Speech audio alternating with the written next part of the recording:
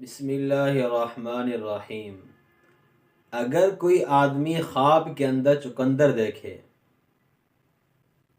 अल्लामा इब्न serine रहमतुल्लाह अलैह जो ख्वाबों की ताबीर बयान करने में बहुत ज़्यादा मशहूर हैं, वो अपनी किताब ताबीर रुया में लिखते हैं कि चुकंदर अगर इंसान देखता है तो ये गम की अलामत है। अगर उसको खा रहा है तो वो गम खाएगा, यानी उसको गम मिलेंगे।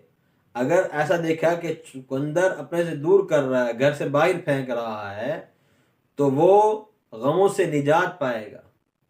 और अल्लामा इब्न सीरीन रहमतुल्लाह फरमाते हैं कि चुकंदर औरतों के लिए नफ़ेमंद है।